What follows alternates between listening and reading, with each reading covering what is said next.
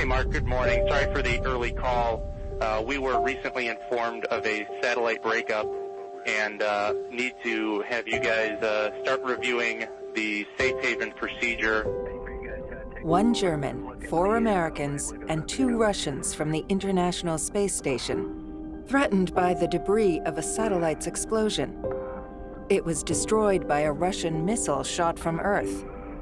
The event has reignited tensions in space and on Earth. Russia's dangerous and irresponsible behavior jeopardizes the long-term sustainability of outer space. This show of power has ominously revived the shadow of a potential space war. Russia doesn't believe in a star war. I think they are bluffing. Far above Earth, space becomes a new battlefield for the great powers. The most significant threats for sure are from China and Russia. The most important thing for China is to have peaceful use of outer space. Naturally, every country conducts their own military testing to perfect their defense. Nothing unusual about that. A race towards militarization seems to have begun. We've declared that a warfighting domain not because of what we did, but because of what they have done. If we are attacked in space tomorrow, we want to be able to launch a counterattack. Could escalating tensions in space be a direct threat to world peace? It's kind of only one mistake at one point that could really trip us into a war.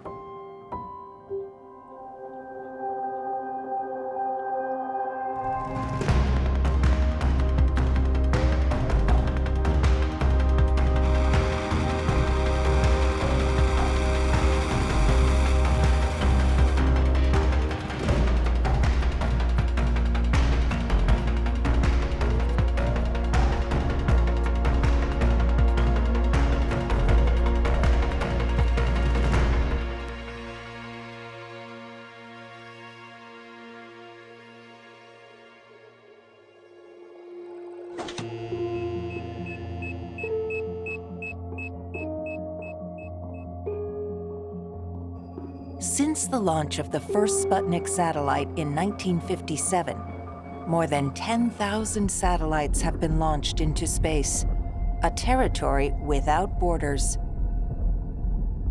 Half of those satellites are still active, originating from 80 different countries. Entire economic sectors on Earth are dependent on these space tools. Telecommunication, weather forecasting, transportation. Key strategic applications for the 21st century. On the flip side, satellites have become a weakness for certain nations. This is a new development in the history of the space age.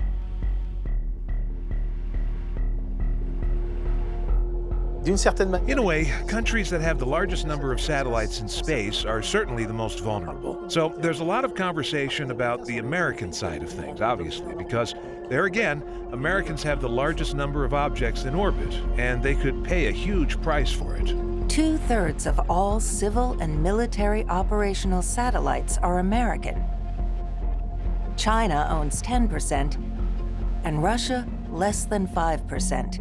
This American domination is key to understanding what is at stake in this fight for spatial sovereignty. For the United States, their perception of being on the cutting edge of space technology is crucial. It's essential. Satellites are a big contributor to their economic power. They are an important element of the national interest. So, of course, they do everything possible to not allow even the shadow of a threat to that aspect of their power.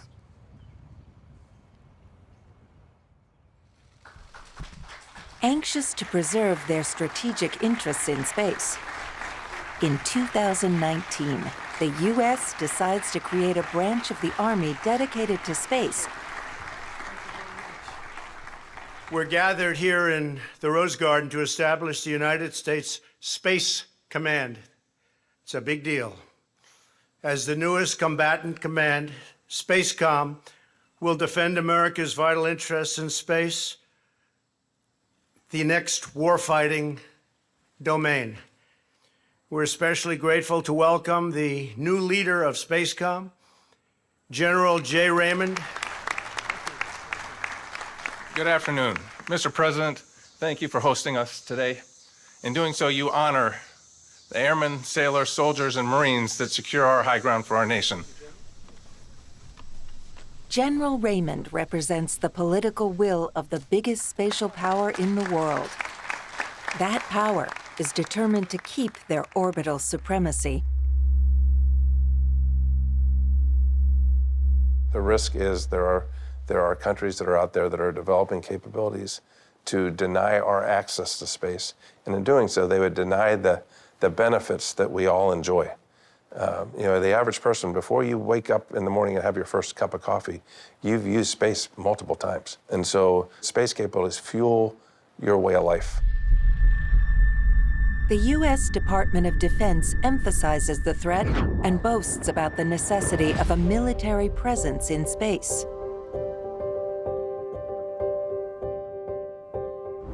Millions feel the effects. Banks, airports, infrastructure. Our prosperity could be at risk. Leading spatial infrastructure, the U.S.-owned Global Positioning System, the GPS, extends from 31 military satellites. Since the early 2000s, it has become a global reference for all human activity. Russia has its own fleet, GLONASS. China has its Beidou constellation. Europe has the Galileo system. These satellite fleets, over 12,000 miles away in space, are a crucial part of any great power's overall strategy. Galileo is part of the spatial property that is supervised by the French Space Command, created in 2019 and headed by General Michel Friedling. The GPS and Galileo navigation constellations allow us not only to position and direct ourselves, but also to synchronize all of the world's clocks. When you lose synchronization of clocks, you lose a lot of things in transportation and in finance, and that can cause a lot of loss on Earth. France is the first European country to place spatial defense as a priority on the political stage.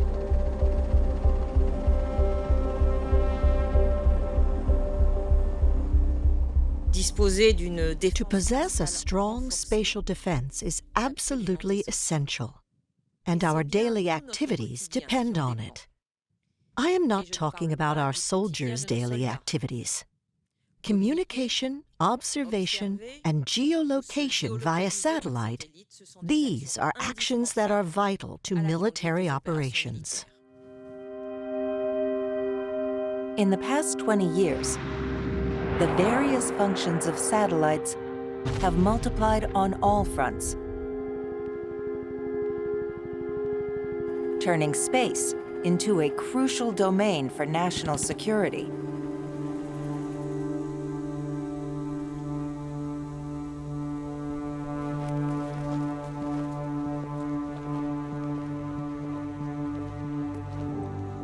With its spatial defense program, France has extended its fleet of military satellites. The French Space Commander supervises the launch of a new information satellite.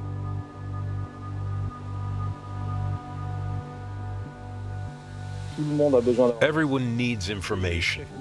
All military leaders need to know the terrain.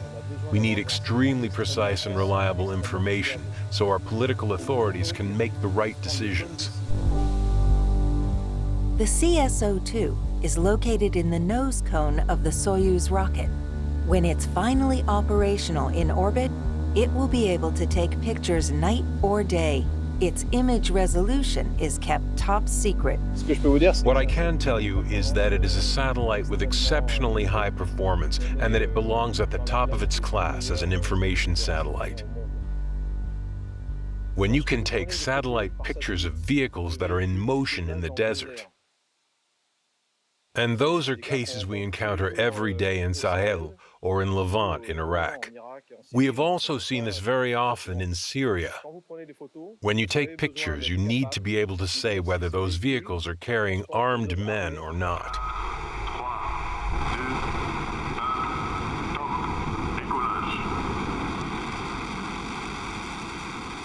Thanks to these new satellite fleets, France consolidates its place within the great military space powers, next to Russia, China, and the United States.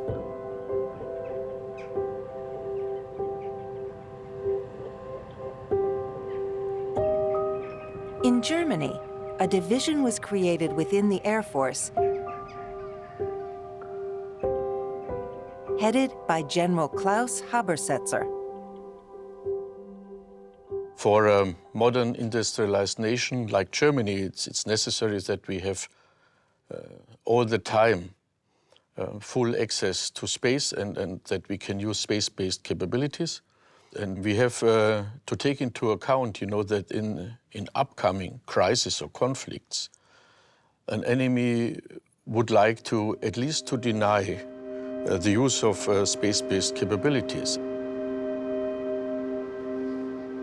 In Japan and England, the newly founded space armies are ready to defend their spatial territories, a terrain the military knows well, as space has been their playing field since the beginning of the Cold War.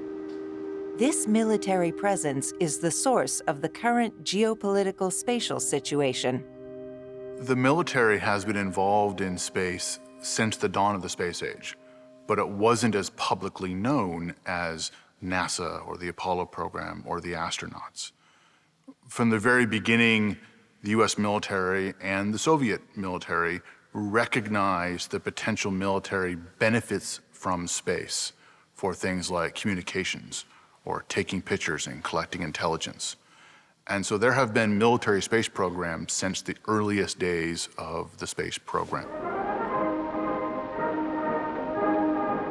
During the Cold War, space even played a crucial part in the world's geopolitical equilibrium.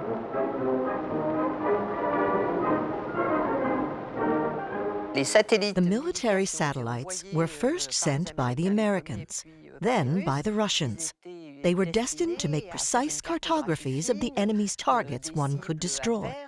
And so, because of that, satellites have served as a means of verification, a means of control, and the basis for strategic stability. Space has truly participated in this balance, each party having military satellites, observation and telecommunication satellites, or missile launch detecting satellites, for instance. All of this to dissuade the other from attacking. And so, space has always been a reflection of its own strategic context. This balance of dissuasion came at a cost. The technological race that the United States and the Soviet Union took part in marked the arrival of weapons in space. It is the beginning of the ASAT attacks, anti-satellite weapons operated from Earth. The objective is to show that you are technologically capable of destroying an object placed in orbit. The Soviets and the Americans were conducting these military tests until the 1980s. In 1983, Star Wars is even brought up in Congress.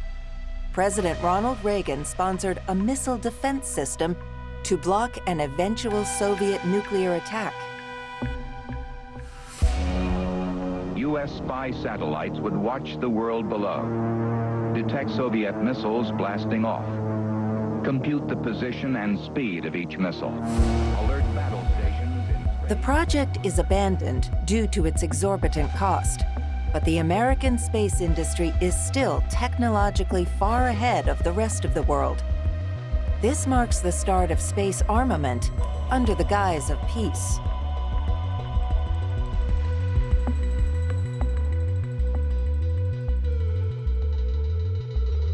From the US perspective, during the Cold War, there was an acknowledged competition with the Soviet Union. There was some, back and forth, almost cat and mouse games of, I develop a capability, You develop a counter and so on and so forth. When the Soviet Union collapsed in the early 1990s, the US was left as the sole superpower. The United States finds itself in the position of unchallenged space master for nearly 15 years, until the thunderous arrival of a new player on the geopolitical space scene. China performs an ASAT assault on one of its own satellites.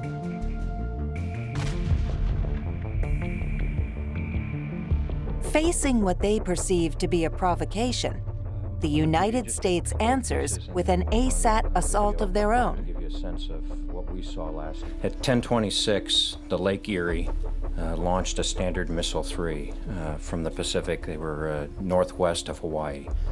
At 10:50, the Joint Space Operations Center out in Vandenberg confirmed a breakup of the satellite.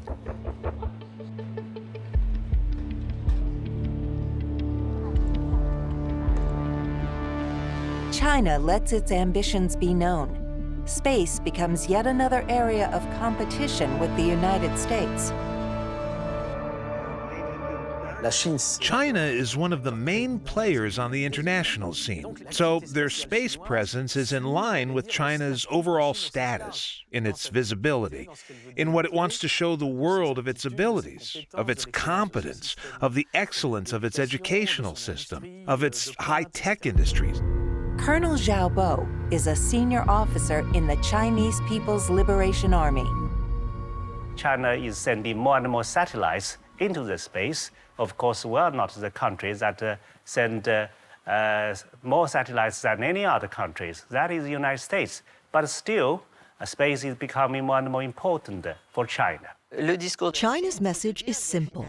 They like to say the United States is expanding their space presence. They also say the US has potential space weapons, etc., etc.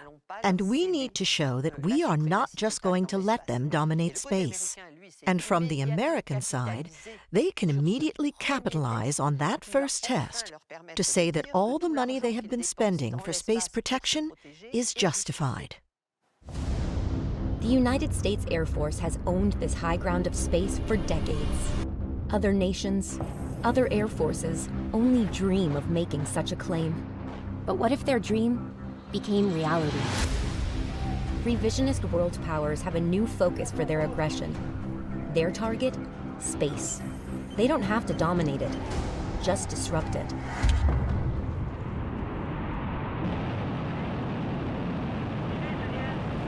China methodically develops its space program and rapidly gets up to date technologically.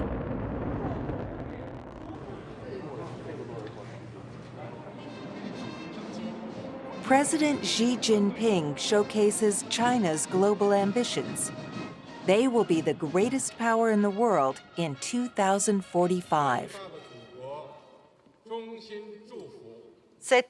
The idea of China becoming that powerful finally brings to light America's fears.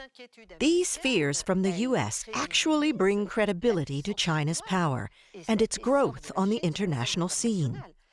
China prefers being feared to being loved. And when they succeed in being feared by the United States, that is the best propaganda they could possibly ask for. This is a game American leaders are ready to play, condemning China on a regular basis from the highest branches of government. Just this week, the Pentagon released a report showing that China is aggressively weaponizing space. Politicians are not the only ones pouring oil on the fire. The American military doesn't shy away from publicly decrying this Chinese pressure. Today, we're facing competitors in space, but most importantly, it's the Chinese that are providing us that pacing threat. And their rapid expansion of space capabilities, both from a military perspective as well as a civil space perspective, is what we're seeing today, tomorrow, and in the future. Stand by. Data building. Zooming in on grid. By pointing out this Chinese threat, the United States lends credibility to this new player. But what is the reality and the scope of this threat? In the absence of surveillance cameras in orbit, radars, sensors, and telescopes are the only ways to detect satellites' trajectories from Earth. But decryption is needed to understand what is happening 300, 500, or 22,000 miles away in space. The AGI experts have detected intense Chinese military activity. These days, spacecraft sometimes are intentionally coming very close to each other, not accidentally. So the term that we use there is rendezvous proximity operations, or RPO.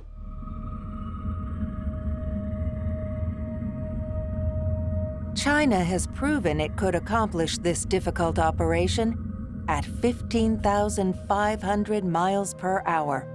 Here we have a very interesting thing that happened. So ChinaSat 1C, which is a Chinese communication satellite, what you see all of a sudden is another Chinese spacecraft, SJ-17, came over very quickly and matched orbits with the ChinaSat 1C. In the past, spacecraft really didn't do these kind of things. They didn't maneuver close to each other frequently. They were more or less stationary in their slots. Now, today, there's so much more going on. Bringing them together is a military exercise because SJ-17 is not a typical satellite.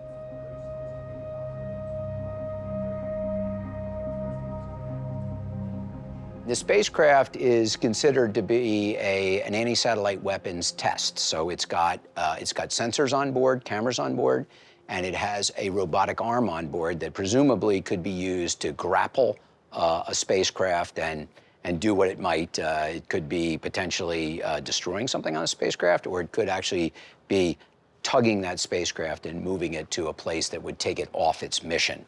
So that does indicate that China has really very good understanding of what's going on in orbit and very good command and control of their spacecraft. What really worries the United States is China's rapid technological rise over the past 15 years.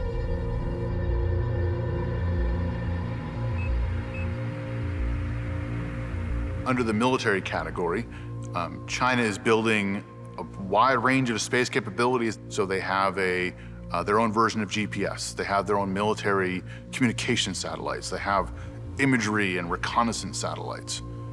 And at the same time, China has a program to develop their space weapons, ranging from a ground-launched missile that can collide and destroy a satellite, to electronic warfare and some directed energy, such as lasers.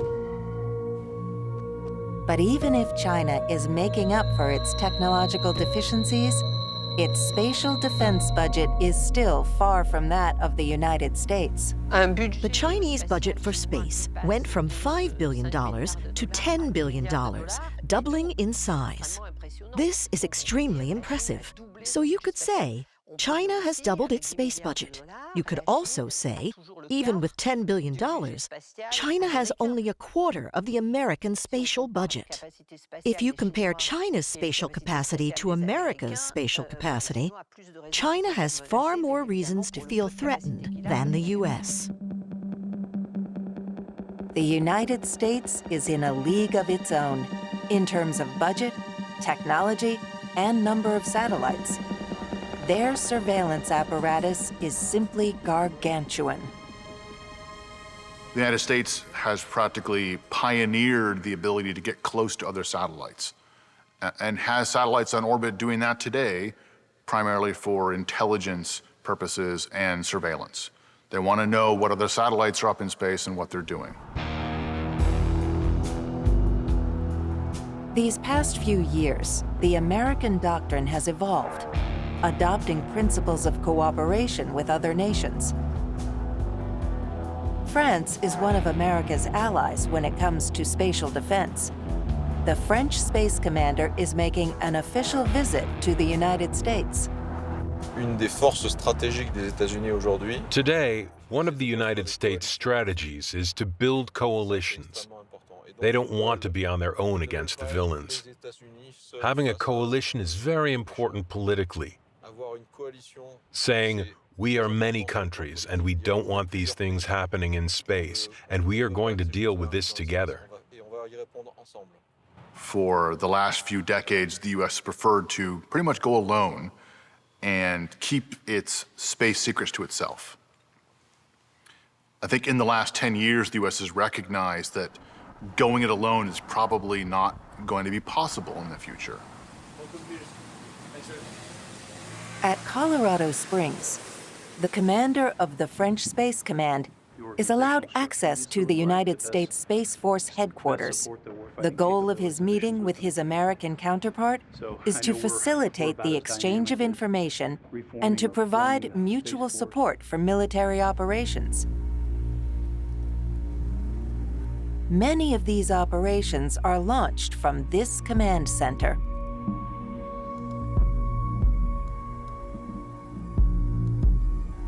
I am a Space Force Guardian. That space is really a very critical environment and a critical domain that we have to defend. So to the benefit of not just the U.S., but for all of our allies and our partner nations. These earthly power struggles continue in space. Despite their domination, the United States and its allies feel threatened by China, but also by their historical rival, Russia. We grew up in a very peaceful domain, and now that has, because of the actions of China and Russia, that domain now is not peaceful and benign. It's a war-fighting domain with a threat. In November 2021, Russia reignites diplomatic tensions by launching an ASAT missile. Hey, Mark, good morning. We were recently informed of a satellite breakup and need to have you guys start reviewing the safe haven procedure. 45 years after its first missile, Russia repeats the maneuver, exploding its own inoperable satellite only 25 miles above the International Space Station. Fearing a collision with the debris, the astronauts take refuge aboard shuttles until the alert is lifted. This test will significantly increase the risk to astronauts and cosmonauts on the International Space Station, as well as to other human spaceflight activities. Russia's dangerous and irresponsible behavior jeopardizes the long-term sustainability of outer space. In the face of international condemnation, how can we interpret this Russian action? These days, the Russians feel very withdrawn from the international scene, being overshadowed by China. In the space domain they have inherited from the Soviet Union, and that they have more or less maintained, what we see them doing today is simply the execution of what they could already do. It is a way, if you will, that we need to be reminded of their existence. ASAT tests have become a strategic tool to place oneself on the international chessboard. It is even a tool of domestic policy that the Indian Prime Minister wasn't afraid to use in 2019 during a political campaign. The elections weren't going well for the ruling party, and India needed to show its population that it was a modern power with high-performing technologies that only a few other countries possessed. So, by conducting this test, Prime Minister Modi made it look like India was going up a notch on the international ladder. Bharat ने आज अपना नाम अंतरिक्ष महाशक्ति space power के रूप में दर्ज करा दिया है। अब तक दुनिया के 3 देश अमेरिका, रूस और चीन को यह उपलब्धि हासिल थी। It was more about the politics than it was about the actual capability. I think that's really worrisome that anti-satellite weapons could be a status symbol.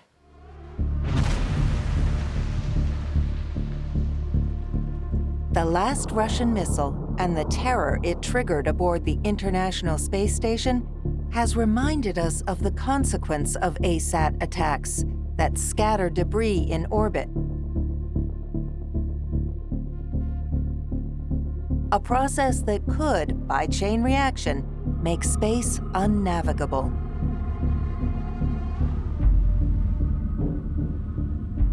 Les essais de missiles. These ASAT missile tests have demonstrated that these types of actions were probably not the right ones. This cannot be the weapon of the future to neutralize the enemy's resources.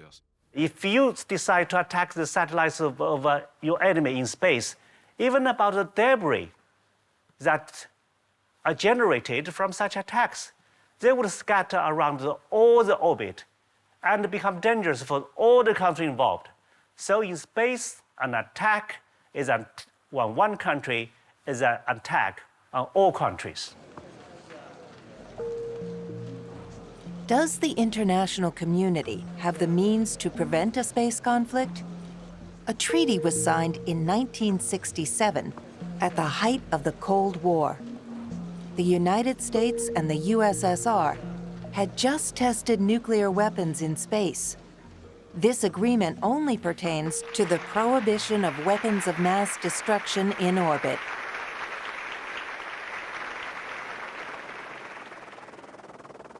"40 years later, at the United Nations, China and Russia proposed a resolution to ban all types of weapons in space.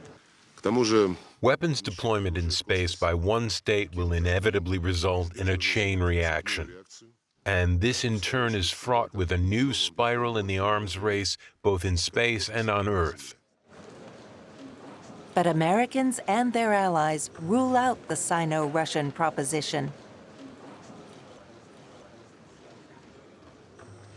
Part of the challenge with this draft treaty is it doesn't cover ground-based space weapons, and it's difficult to define what a space weapon placed into orbit would be. Comment définir l'usage? How can you categorize a satellite registered as a civilian maintenance tool that is capable of approaching and attacking one of your satellites with a robotic arm and will, in effect, neutralize your military satellite?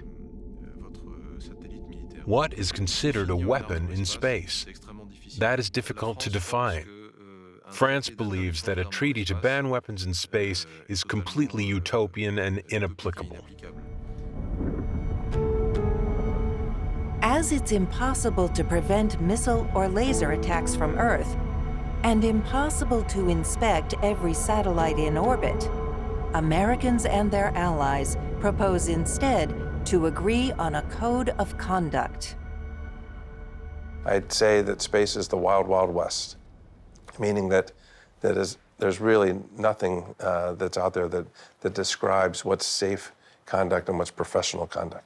And so we're working with our partners to help formulate these rules of the road, to help identify and help nations act in a responsible way.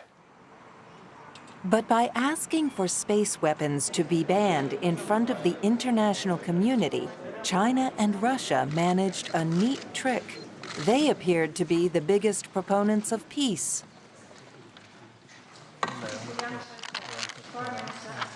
The most important thing for China, as China has advocated, is to have peaceful use of outer space and to avoid arms race in outer space. In other words, that is a prevention of weaponization of the outer space.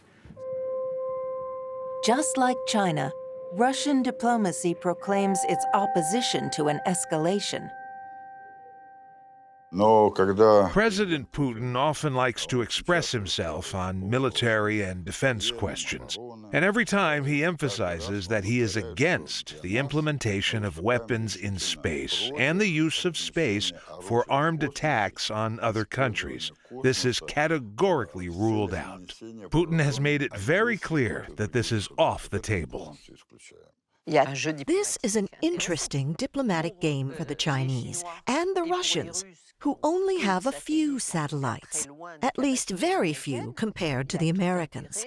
They have every interest in limiting America's space potential, to avoid having to spend more money to match them, especially since they don't have a need for it. Worldviews collide against one another. Discussions end in stalemate, and the verbal escalation increases tensions.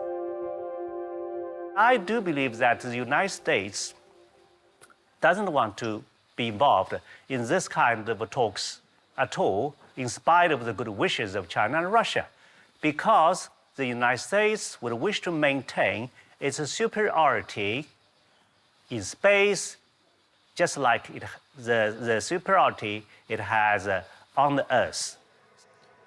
The United States has regained our place of prestige as the world leader. As has often been stated, you can't be number one on Earth if you are number two in space.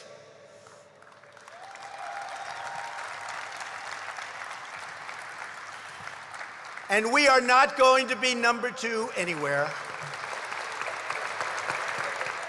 This arm wrestling between the great powers kindles the weapons race to space. We know that in the United States, the military-industrial complex is very powerful. And in order for the government to keep requesting these machines, you first have to frighten the population by saying, "These bad Russians, they are against us." We think they are preparing for Star Wars. Our country must defend itself, and the only way we can do that is to keep investing money and keep buying these machines. That's the only solution we see today. China is our pacing threat in space, as well as the Russians. They've weaponized space, and quite frankly, we haven't weaponized space for that matter. We've declared that a warfighting domain not because of what we did, but because of what they have done. In the face of venomous posturing and preemptive declarations, there is growing fear that a real conflict will take place in space. We are still below the threshold of what we call an armed conflict. So we are in a sort of gray zone where everyone shows off what they are working on, more or less. Some do it discreetly. Others do it more openly, more conspicuously. It is a sort of power play. We're getting to the point where the U.S. and allied spacecraft and the operators of the spacecraft are very much on edge. China and Russia in particular have become very aggressive, and there are lots of different types of weapons that are now being tested, and some believe are actually now operational in space. It's kind of only one mistake at one point that could really trip us into a war. Should we be expecting at any moment the disintegration of a satellite deliberately targeted by an enemy missile? No satellites have been destroyed in anger as part of a conflict to date. I think if it happens, the public may not even know it happened, because it may happen to one of these very secretive satellites that we don't know about. An entire range of weapons more discreet and pernicious than a missile strike have appeared, like this Russian military satellite that launches another satellite into space.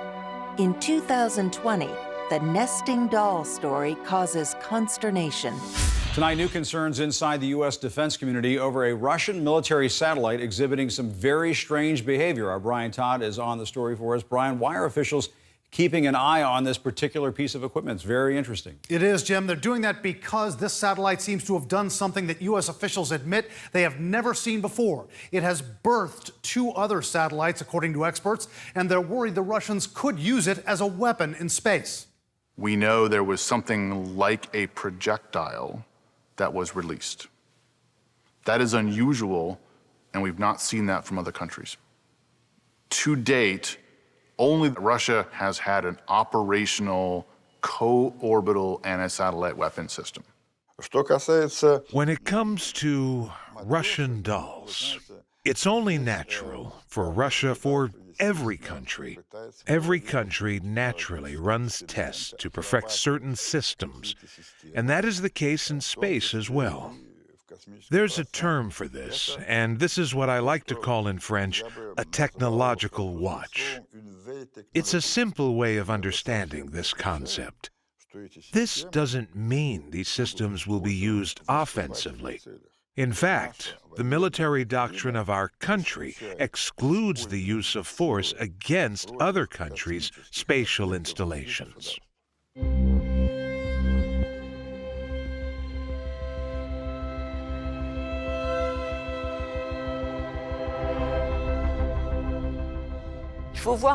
You have to see the Russians' actions as an attempt to show the Americans that they are not alone, and that finally it is very, very difficult to have complete supremacy in space, and that even when you are far smaller, technologically speaking, than America, you can still find a way to somehow be a big nuisance.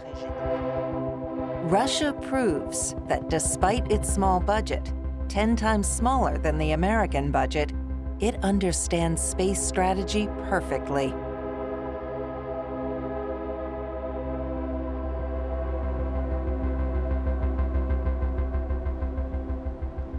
France discovers in 2018 that a Franco-Italian military satellite has been approached by a Russian satellite named Louche Olympe.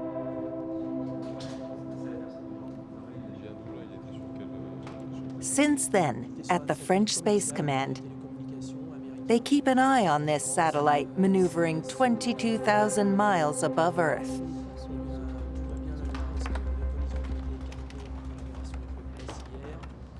From our geostationary orbit, we're still following the Louche Olympe based on its potential target. So now, where is it? It's here. Approximately 80 degrees east. Exactly. It's there. It left the previous target about a week ago, so it's drifting about 2 degrees a day. In every military headquarters, Louche Olympe is the object of very close surveillance. It appeared at the end of 2014 and started being operational at the beginning of 2015. And since 2015, it has been on a mission.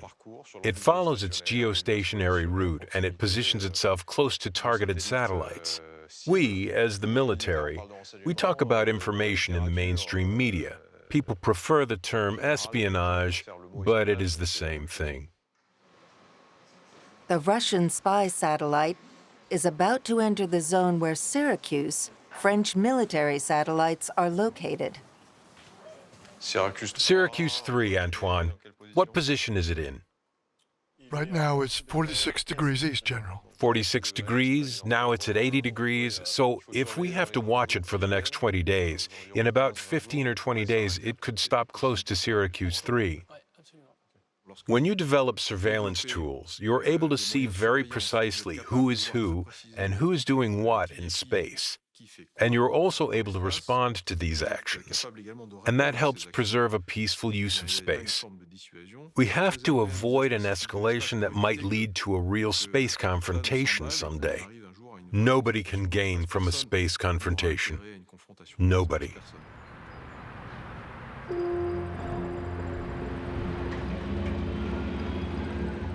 Nevertheless, the perspective of a conflict on Earth that would spread to space is a scenario envisioned by the commander of the French Space Command. In this full-scale exercise, a fictional continent, a contested border, confrontations on Earth, but also in orbit. an enemy satellite gets dangerously close to a French military satellite, only a few hundred miles from Earth. In the face of this hostile act, French space soldiers are calculating an evasive maneuver.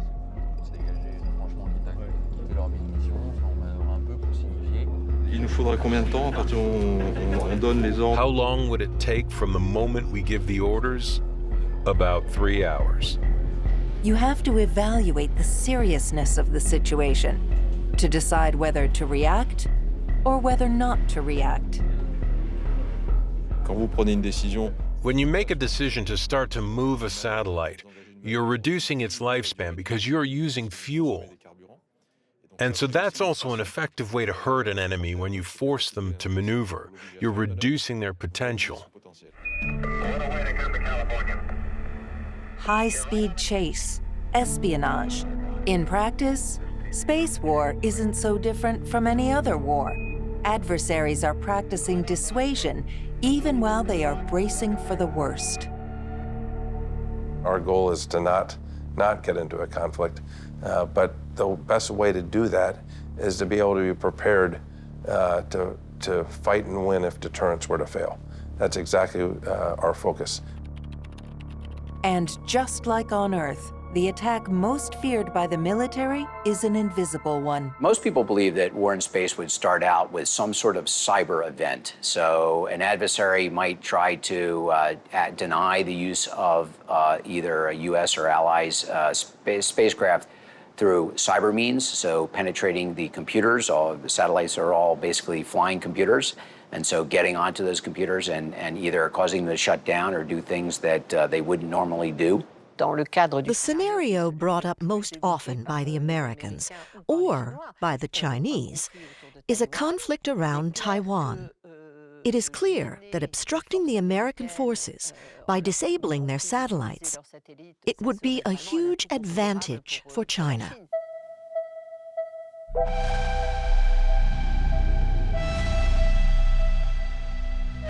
To reach these new strongholds hundreds of miles in space, the military also has access to many types of lasers to indicate to an enemy that you have seen them get close, to threaten them or hit them.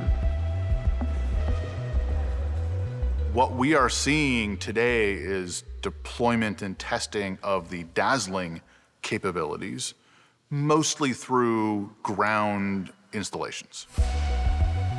Blinding, jamming, sabotage, these hostile maneuvers are a reality in space.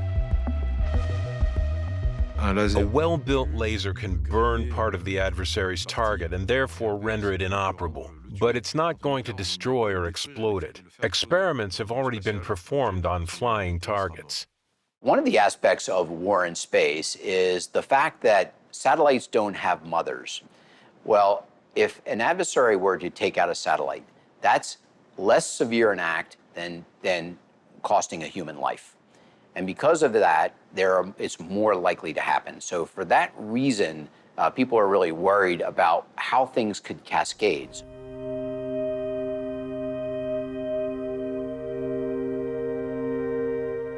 All the components of an escalation are well in place. And with that comes the fear of an ever-growing arsenal of space weapons.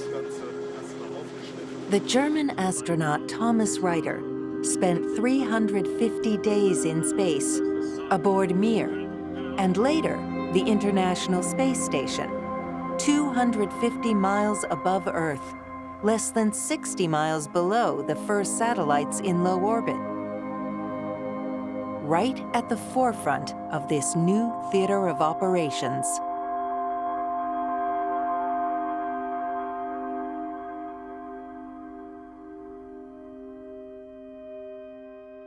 We are doing on board the International Space Station is a fantastic example for international cooperation.